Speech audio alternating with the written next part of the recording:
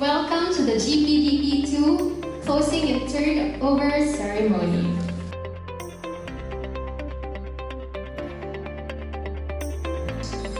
It is my pleasure to welcome you to the GPDP 2 closing and turnover ceremony.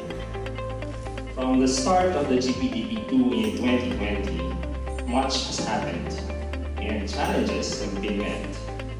But the project has persisted in providing assistance to the Department of Energy in preparing the country as it transitions to LNG importation. We are grateful to the U.S. Department of State for being the main driving force for this initiative. My task this afternoon is to briefly present the key accomplishments of the GPDP-2.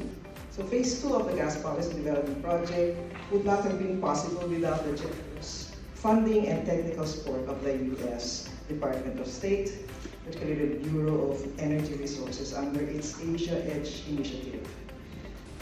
All of the aforementioned outputs of the project have been consolidated and included in the updating of the Natural Gas Development Plan, which aims to be a comprehensive guide for agency regulators, policymakers, and investors on the thrust of the Philippine downstream natural gas industry. The NGDP, or the Natural Gas Development Plan, was co-produced with the DOE NGMD and is the major tangible output of the GPDP-2.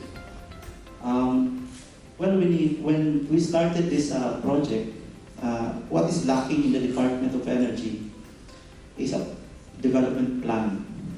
So here comes a need for basically an alternative fuel source, an imported one. We still have way forward. Approval of the law that remains to be the ultimate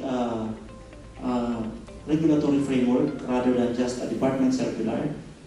We have to develop the Philippine national standards, as I mentioned, and promulgate them as Philippine national standards.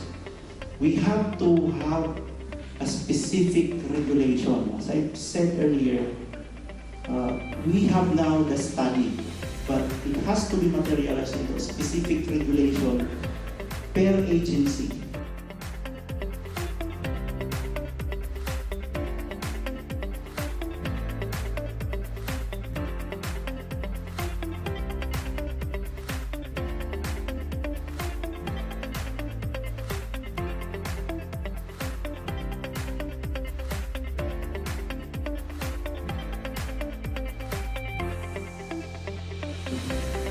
We are currently facing the first global energy crisis that is continuously being reshaped by world affairs.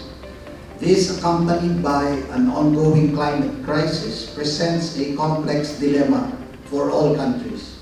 However, by transitioning our energy mix from being largely coal-dependent to utilizing natural gas to a greater extent, we trust that we will be able to address energy security issues while we strive to get to a cleaner energy future.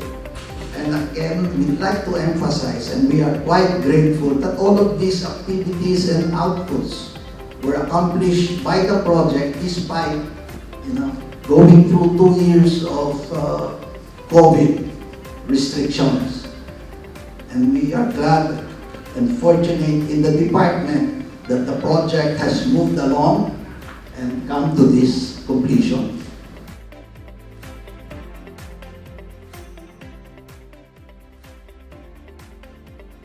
Collaborative projects like the GPDP-2 support maintaining the Philippines' energy security, and as GPDP-2's sponsor, the U.S. Department of State is extremely pleased with the project's results. The U.S. Embassy, as well as the U.S. government, will continue to work with the Philippines and other partners to find cleaner and mutually beneficial solutions to address these pressing energy needs. We welcome the continued partnership and collaboration from our partners here today at the Philippine Department of Energy, University of Philippines, and the work of other international donors and the private sector. The U.S. remains your friend, your partner, and your ally.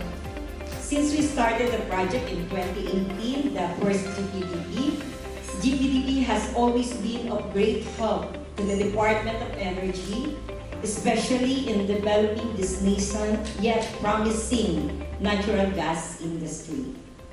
The DOE have always been grateful for the role that the GPDP team had performed. The inputs of their technical experts, the one we met earlier, and economists in some of the key issues on natural gas and generally in energy are well appreciated. The key to creativity is to begin with the end in mind, with a vision and a blueprint of the desired output. In this case, a strong and established nat gas industry.